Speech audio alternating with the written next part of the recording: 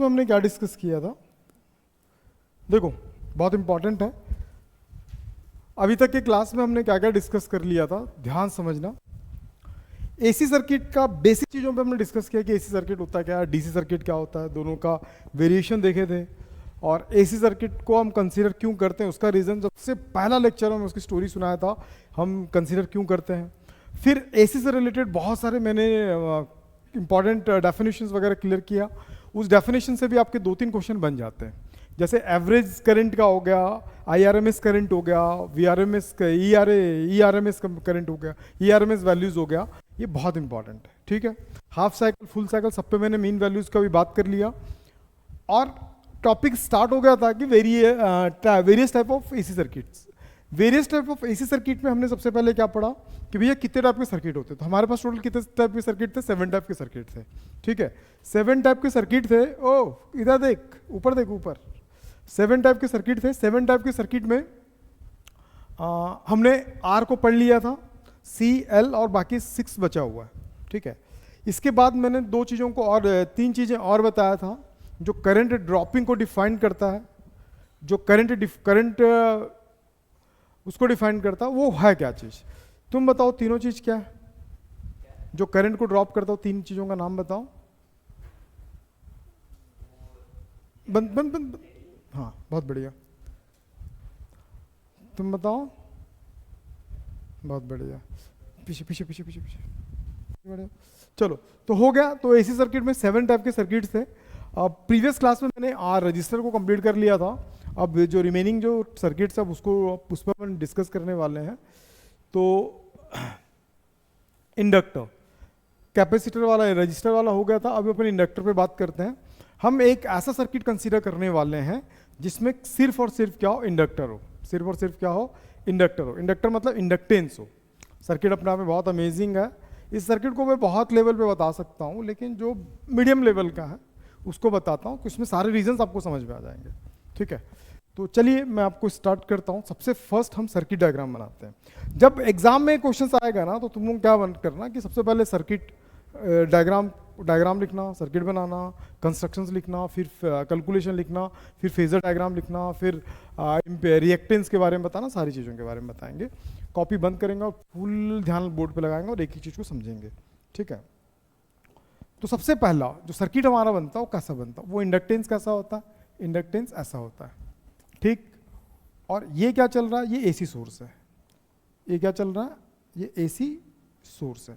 AC source में जो अपन ईएमएफ दे रहे हैं वो E is equal to E not sine omega t. और इसका इंडक्टेंस कितना चल रहा है? एल। याद रहे, बार बार कह रहा हूं कि कभी भी ना डायरेक्शन शो नहीं करते हैं इसमें। क्या नहीं शो करते हैं? डायरेक्शन शो नहीं करते हैं। तो डायरेक्शन क्यों नहीं शो करते हैं, ध्यान रखना। तुम पीछे चल जाओ, तुम इधर आ जाओ, तुम वहां बैठ जाओ, तुम इधर आ जाओ जल्दी। तो अब इसका कंस्ट्रक्शंस बहुत इंपॉर्टेंट है, ठीक है। कंस्ट्रक्शंस क्यों इंपॉर्टेंट है वो समझना बहुत जरूरी है। तो देखो कंस्ट्रक्शंस क्या है, और एक एक चीज को समझाऊंगा, सारी चीजें आपको समझ में आ जाएगा। वहां चले जाओ सेकंड वाले में। लेट अस कंसीडर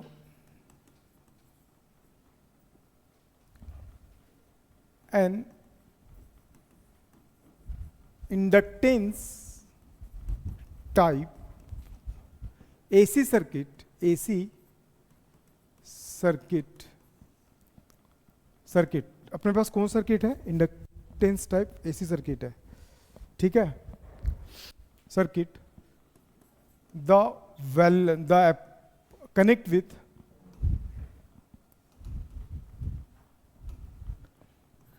अरे यार connect with the EMF is equal to E naught sin omega T, ठीक है। याद रखना, ये एग्जाम में जब आता है ना तो प्योर टाइप ऑफ इंडक्टेंस भी बोलता है। क्या बोलता है? Pure type of inductance. Pure type क्यों बोलता है? तो इसका रीजन तुमको प्रैक्टिकल वगैरह में तुमको पूछेगा, इनको नहीं पूछेगा। तो प्योर टाइप ऑफ इंडक्टेंस इसलिए बोलते हैं क्योंकि इसमें रेजिस्टेंस को नेग्लिजिबल माना जाता है। क्या माना जाता है? हाँ, in this type of circuit,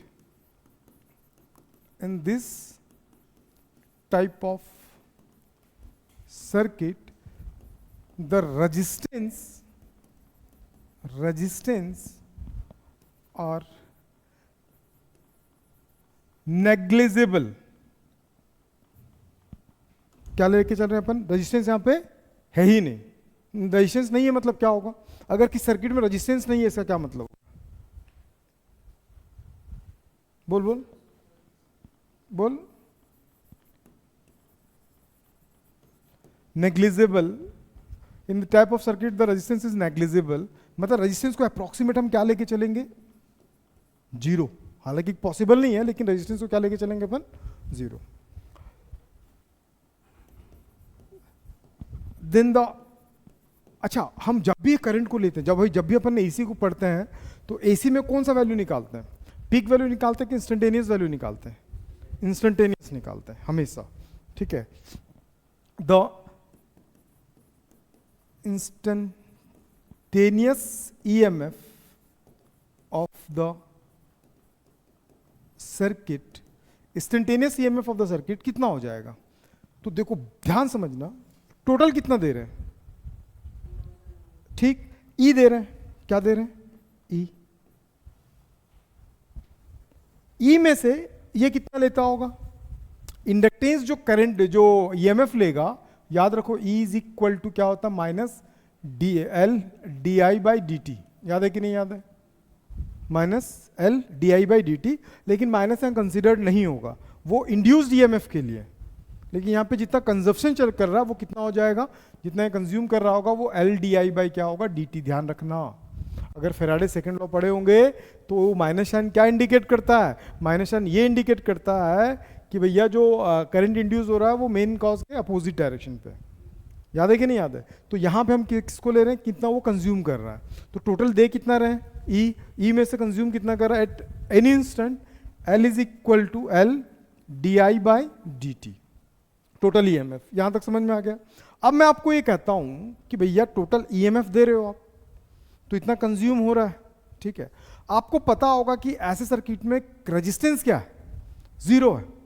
अगर कहीं पे रेजिस्टेंस अगर जीरो होगा तो वहां पे कंज्यूम हो रहा होगा क्या? ये एट एनी इंस्टेंट कोई चीज कंज्यूम हो रहा होगा। मैं बोलूंगा यहां से तुम वहां तक जाओ और बीच में कोई रजिस्ट करने वाला नहीं है। जब कोई रजिस्ट करने वाला ही नहीं तो तुम स्मूथली चले जाओगे। समझ में आया ना?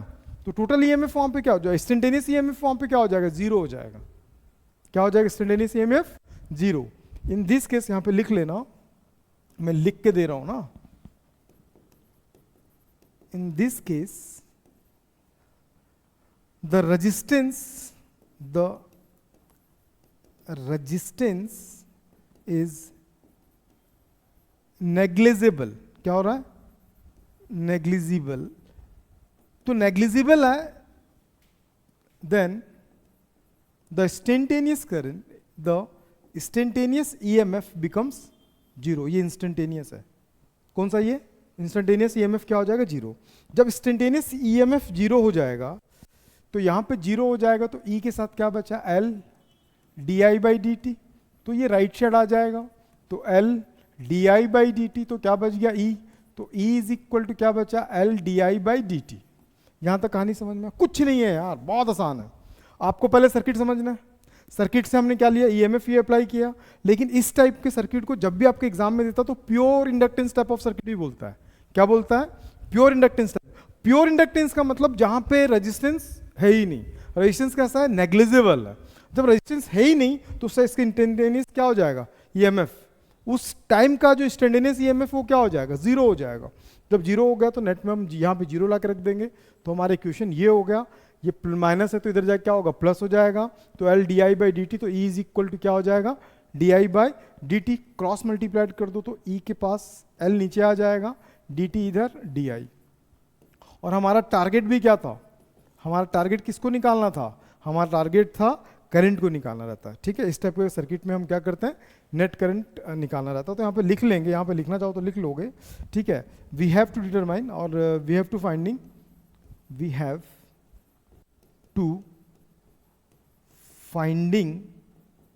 The current passing through it. कितना करंट पास हो रहा है वो अपने को निकालना है। तो ये आ गया। अब मुझे क्या निकालना भैया, ई का वैल्यू पता अपने को, क्या पता ई का value, E not sine omega t, D I is equal to E not sine omega t, और नीचे क्या हो गया एल डी टी। भाई ये कौन सा करंट निकला यार, ये तो एक इंस्टेंटेनियस करंट, एक स्मॉल करंट निकला। हमको पूरा सर्किट का करंट निकालना है कि स्मॉल करंट निकालना है, पूरे सर्किट का। तो then the total current, then the total current I is equal to क्या हो जाएगा, डी आई। तो I is equal to D I का वैल्यू कितना चल रहा है, sine omega t d t, और यहां पे कांस्टेंट कौन है,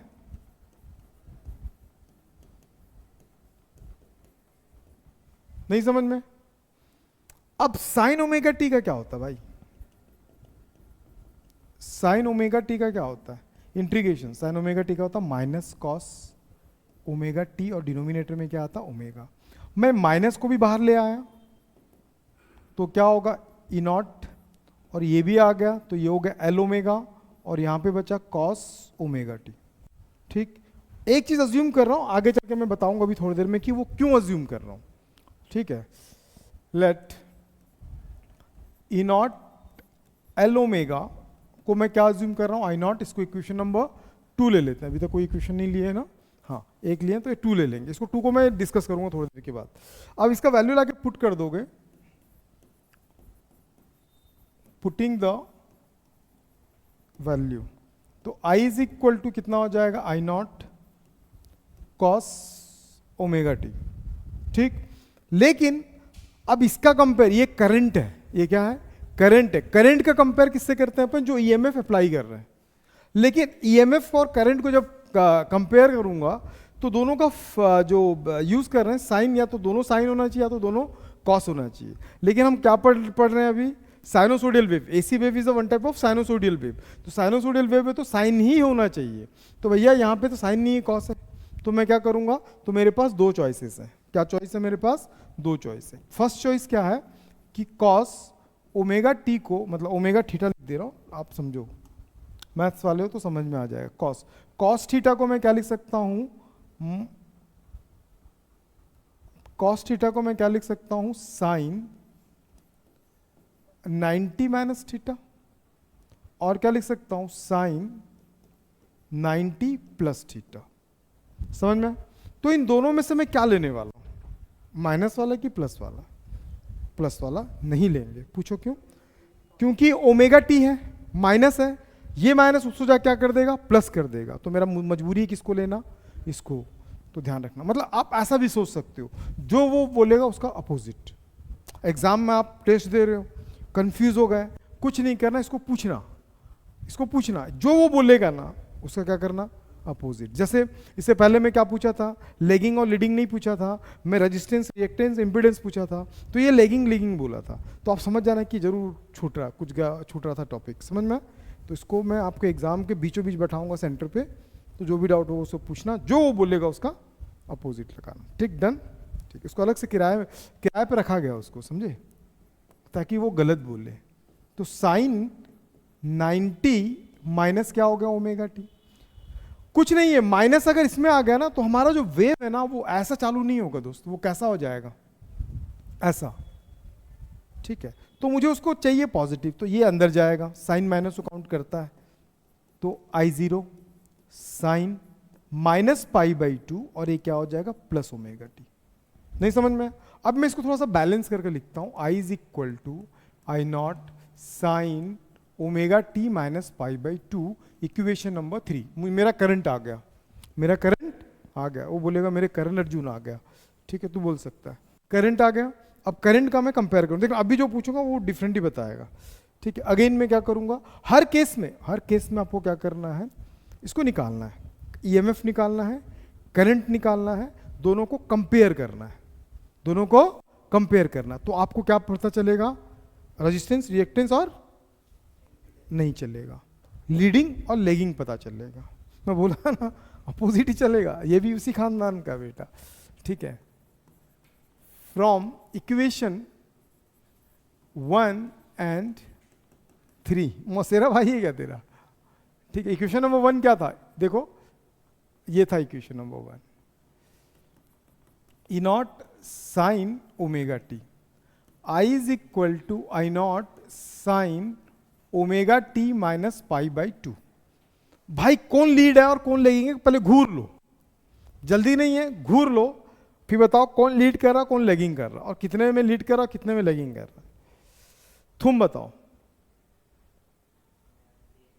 हाँ तू देख, तुम बता दोगे ना तो बाकी लोग फट से बता देंगे, क्योंकि उन लोग बेट लगाएंगे। फिर बताओ कौन लीड कर रहा है, मतलब पढ़ के नहीं आई हो तुम, बेटा लीड कौन कर रहा है? ऊपर वाला नीचे वाला नहीं बोलते बेटा, ईएमएफ लीड कर रहा है। कितने डिग्री से लीड कर रहा है? 90 डिग्री। 90 दिखा नहीं? हाँ तो ऊपर वाला लीड कर रहा है, कितने डिग्री से लीड कर रहा है वो, दोनों में डिफरेंस कितने का है, तो लीड कितने का हुआ? 90 का हुआ। नहीं समझ में आए तो इसके नीचे नोट करना।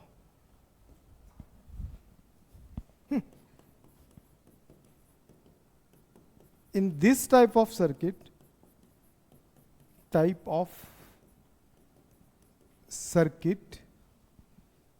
the EMF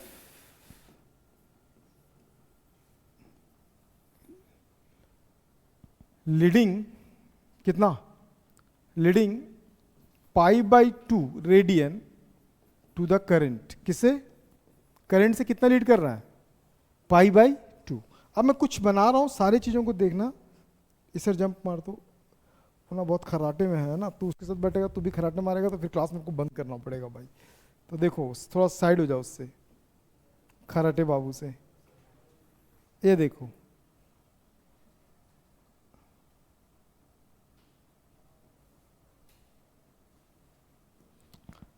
अब यहां पे एक चीज बताओ, यहां पे कौन आएगा, ऊपर कौन आएगा? ई आएगा कि आई आएगा? ई आएगा। E is equal to E not sine omega t, यहां पे क्या आ जाएगा? I, I not sine omega t minus pi by 2। तो दोनों के बीच में कितने का चल रहा है? 90 डिग्री और रेडियन। समझ में? अब इसका हम फेजर डायग्राम बनाएंगे। क्या बनाएंगे? फेजर डायग्राम इज इंपॉर्टेंट ना। Phasor diagram of this type of circuit. First point क्या चल रहा था हमारे पास? दो चीजें चल रहा था। If theta is equal to 0, मैं थीटा के फॉर्म में लिख सकता हूं, पता होगा तुम लोगों को। इस इक्वेशन को आप थीटा के फॉर्म में लिख सकते हो। ई का क्या था? ई नॉट साइन ओमेगा टी, तो ओमेगा टी को मैं क्या लिखा? थीटा। एंगुलर वेलोसिटी वाला केस में बताया था थीटा इज इक्वल टू क्या होता है? Omega T. स्टार्टिंग क्लास में बता चुका हूं ना वो सारी चीजें, सारा चीजें रिकॉर्डेड है, आपका जब चाहे तब देख सकते हो, लेकिन आप लोग देखोगे नहीं। पूछो क्यों? पूछो ना क्यों? टाइम नहीं है। देखा भाई बोल दिया, समझ में आ गया। अब थीटा के जगह पे मैं क्या पुट कर रहा हूं दोस्त? 0 पुट कर रहा हूं। जब थीटा के जगह पे 0 पुट करूंगा तो साइन 0 हो जाएगा, साइन 0 का वैल्यू 0। आई का वैल्यू देखो, थीटा के जगह पे 0, मैथ्स वाला भाई बता दो जरा, sine theta minus pi by 2, theta के जगह पे 0 तो वैल्यू कितना आएगा? बोलना। साइन 90 माइनस 0, बहुत बढ़िया। तो बेटा आएगा यहाँ पे 0 रख दो तो माइनस बचेगा। साइन जो होता है माइनस को काउंट करता है, तो वो माइनस कहाँ गया? बाहर। तो साइन 90 बचेगा, साइन 90 का वैल्यू 1 होता है, तो ये आपका फर्स्ट आ गया। नहीं समझ में? पूरे को निकालता जाऊंगा ना तो बहुत टाइम लग जाएगा, तो मैं आपको जल्दी जल्दी बताता चला जा रहा हूं। सेकेंड केस क्या बोल रहा है यहाँ पे? If theta is equal to pi by 2, तो E is equal to E not sine क्या लिखूंगा? पाई बाई 2, और साइन 90 का वैल्यू क्या होता है? 1, तो क्या बचा? E naught. अब यहां पे क्या होगा? I is equal to I not sine pi by 2 minus pi by 2, दोनों कट गया तो कितना आ गया? साइन 0, साइन 0 का वैल्यू 0। नहीं समझी? बहुत बढ़िया। अगला तुम बताओगी। हाँ, if theta is equal to pi, तो E is equal to E not sine pi, sine pi का value 0। I is equal to I not sine pi, theta की जगह पे क्या आ जाएगा? Pi minus pi by 2। कितना आएगा दोस्त? तुम बताओ भाई, शांत थोड़ी बैठना है, क्लास में आए तो पढ़ना है। पता है? सबसे पहले sine 180 minus theta second coordination में रहता है, तो साइन थीटा ही होगा, और साइन 90 का वैल्यू होगा 1, तो खाली क्या होगा आई नॉट। सॉरी, डर गई क्या? डर गई दीदी, डर गई दीदी, डर, बहुत खुन्नस से देखता हुए मेरे को। ठीक है, समझ में आ गया। थर्ड, अब आ रहा फोर्थ। इफ पाई था तो आप क्या लिखेंगे? Theta is equal to 3 pi by 2। क्या लिखेंगे? 3 पाई बाई 2। कल भी बताया था। तो सबसे पहले E is equal to E not sine क्या चल रहा है? थीटा के जगह पे 3 पाई बाई 2, कितना होता है इसका वैल्यू? -1, तो कितना आ गया? Minus E not. ठीक है, कल निकाल के दिखाऊंगा बेटे, ध्यान समझना। आई इज इक्वल टू, नहीं समझ में आएगा पूछना, sine 3 pi by 2 minus pi by 2, तो ये हो जाता है sine 270 minus theta second coordination में। 270 में चेंज हो जाता है, तो साइन का हो जाएगा माइनस कॉस, साइन का हो जाएगा साइन 270 माइनस थीटा, लिख दे रहा हूँ, वैसा मत देखो, देखो जिसको समझ में नहीं आएगा पूछना। 3 पाई बाई 2 माइनस थीटा, तो ये होता है माइनस साइन थीटा। ठीक, तो साइन थीटा मतलब sign pi by 2, sign pi by 2 मतलब 1, तो आई का वैल्यू कितना निकला? Minus I not. नहीं समझ में आया क्या? नहीं आया क्या? ओ भाई आना पड़ेगा। If theta is equal to 2 pi, कितना चल रहा है? तो E is equal to E not sine क्या हो जाएगा? 2 पाई। साइन 360 का वैल्यू क्या होता है? 0, तो I इज इक्वल टू क्या निकला? I not sine 2 pi minus pi by 2। Sine कितना हो जाएगा? 360 माइनस थीटा, मतलब इस फोर्थ कोऑर्डिनेशन में। फोर्थ कोऑर्डिनेशन में रोल किसका चलता है? कॉस का चलता है और सेक का चलता है। और कितना 180 और 360 में वैल्यू चेंज नहीं होता। ठीक, तो यहां पे कितना हो जाएगा फिर? -90, -90 का वैल्यू कितना हो जाएगा? आई का निकाल रहे ना, कितना हो जाएगा? 270, 260 लिख देता हूँ ना, कंफ्यूज मत हो।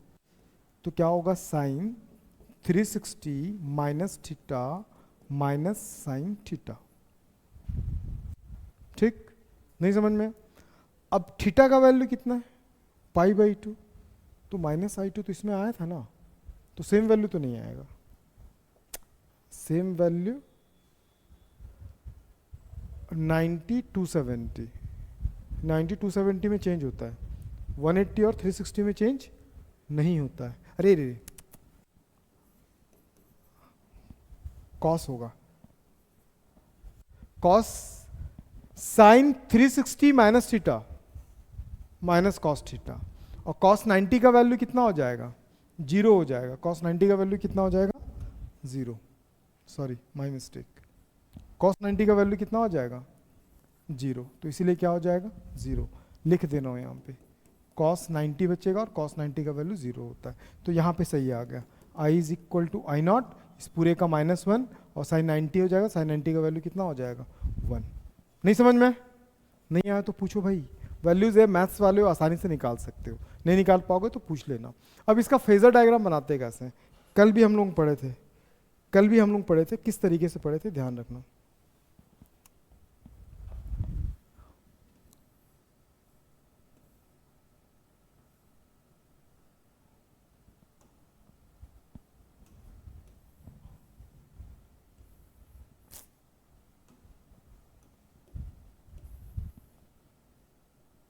थोड़ा सा इसको बड़ा ले रहा हूँ,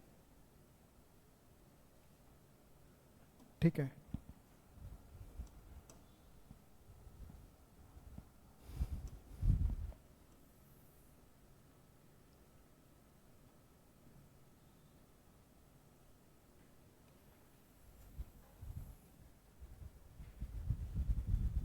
बाकी सब छुट्टी सोच रहे थे क्या आज?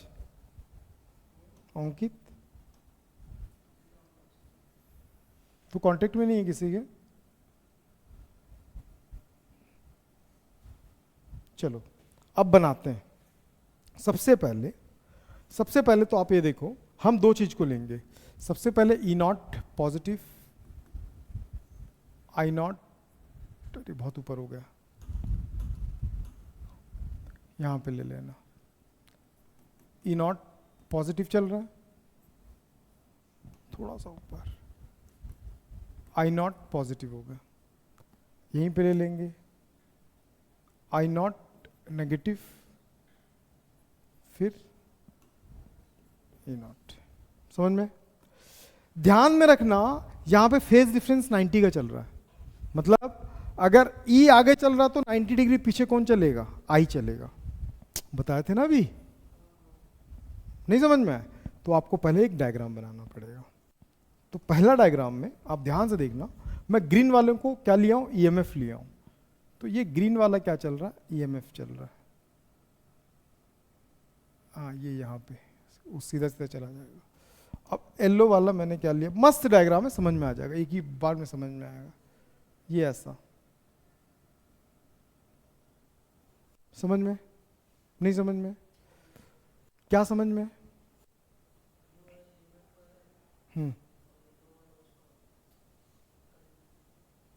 ग्रीन वाला किसका है? चलो पहले डायग्राम बनाता हूं फिर समझाता हूं। सबसे पहले हम ई का बनाएंगे। किसका बनाएंगे? ई का। सबसे पहले क्या होगा? 0, 90, 180, 270, 360। ठीक, अब आ जाओ, देखो सबसे पहले ग्रीन का ही देखो। ई का वैल्यू देखो, 0 पे 0 था, 0 पे क्या था? 0 था। 90 पे कितना था इसका वैल्यू? पॉजिटिव, पॉजिटिव था।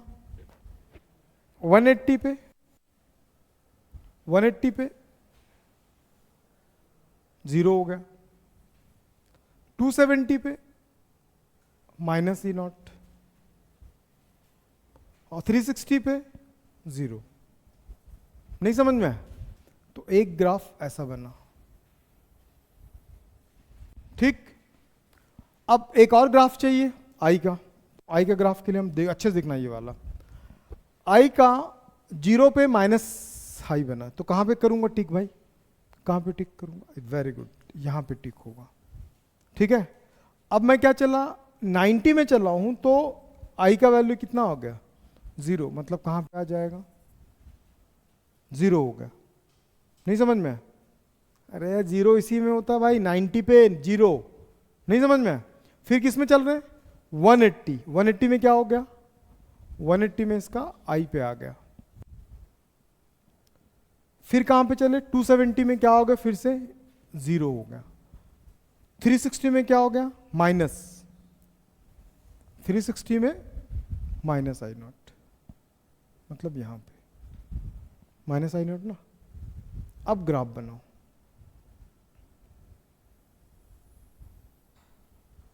ओह तेरी,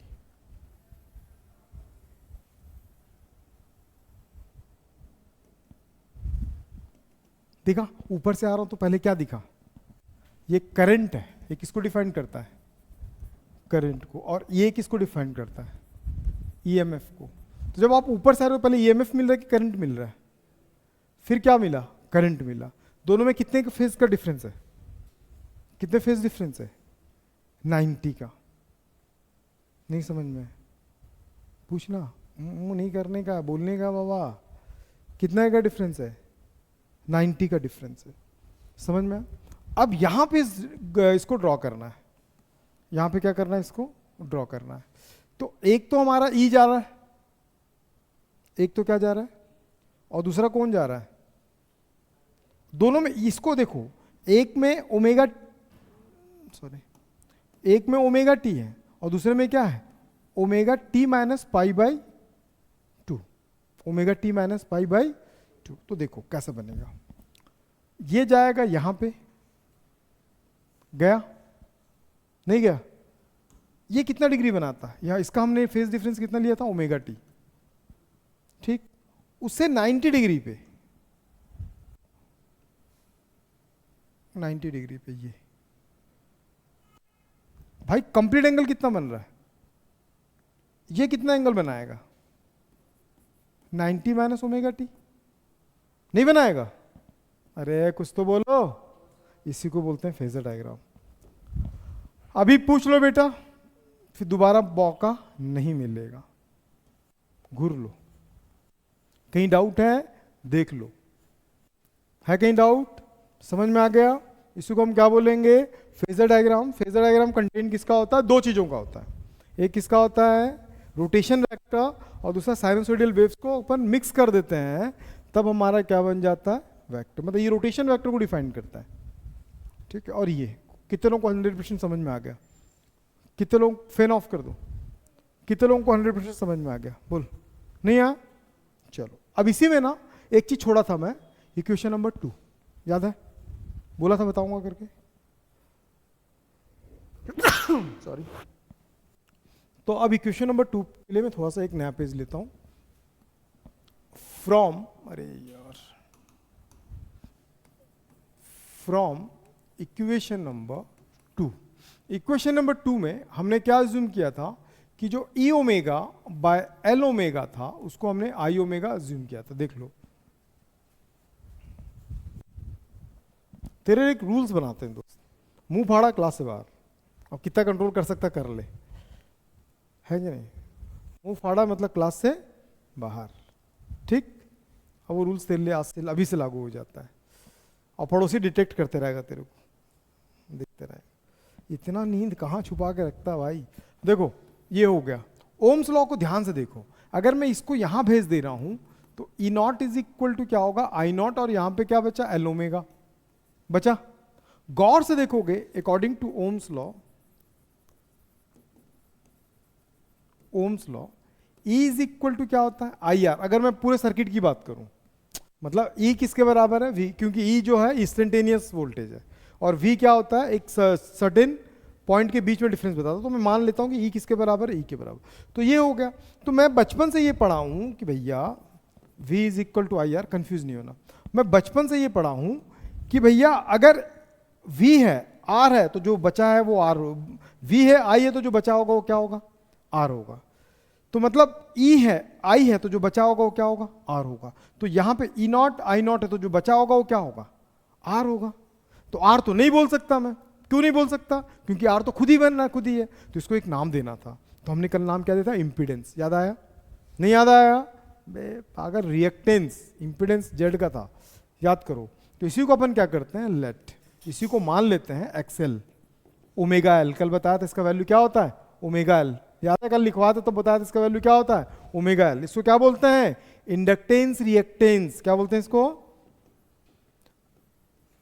इंडक्टेंस रिएक्टेंस। क्या बोलते हैं इसको? Inductance reactance. XL is equal to omega L. भाई ओमेगा का कुछ वैल्यू पढ़ा है क्या कभी? बता। 2 पाई बाई टी होता है, और 2 पाई में जब टी को हटाओगे तो ये बन जाता है न्यू, फ्रीक्वेंसी। क्या बनता है? फ्रीक्वेंसी। तो XL is equal to omega L, और यूनिट याद रखना इसका भी क्या होता है? ओम होता है। क्या यूनिट होता है इसका? ओम। क्यों ओम होता है? कल ही तो बताया था कि इसका भी कैरेक्टरिस्टिक किसके जैसा है? हाँ, बहुत बढ़िया। तो XL is equal to omega का वैल्यू 2 पाई न्यू, और साथ में क्या हो गया? एल। तो गौर से देखोगे तो ये सारे जो है ना, ये सारे चीज कांस्टेंट है। तो ये कांस्टेंट को हटाऊंगा तो एक्सएल जो होगा डायरेक्टली प्रोपोर्शनल टू फ्रीक्वेंसी हो जाता है। एक्सएल किसके बराबर हो जाता है? सीबीएसई तेरे को पूछेगा ये इसके, इनके खानदान में इतना डेप्थ में नहीं जाएगा, लेकिन तेरे खानदान में जाएगा दोस्त, ठीक है? तेरे खानदान वाले ठीक नहीं है, don't take a personal, okay? XL और क्या चल रहा है? न्यू। दोनों प्रोपोर्शनेट है, तो मैं क्या करूंगा? जब दोनों प्रोपोर्शनेट है तो मैं कैसे करूंगा? ऐसा बनेगा ग्राफ। मतलब ये बढ़ेगा तो ये बढ़ेगा, समझ में? चलो एक कंक्लूजन मैं आपको बताता हूं मस्त वाला। क्या कंक्लूजन है? तो नोट करके एक बात समझना कि यार ये जो सर्किट बनाया हूं मैं, इस ऐसे सर्किट में एसी करंट को फ्लो कराना आसान है कि डीसी करंट को? ये बड़ा मुद्दे वाली बात है। एसी को फ्लो कराना आसान है कि डीसी को? तो एसी को। ये भाई बोल रहा है एसी, मैं आपको रीजन बताऊंगा एसी है कि डीसी है। सबसे पहली बात, फॉर डीसी सर्किट, जो भी डीसी सर्किट में जो भी करंट फ्लो होता होगा, डीसी की फ्रीक्वेंसी होती है 0। डीसी में कोई फ्रीक्वेंसी नहीं होता है, डीसी डायरेक्ट फ्लो होता है, उसका कोई भी फ्रीक्वेंसी नहीं होता है। फ्रीक्वेंसी किस में होता है? जिसमें साइकिल बनता होगा।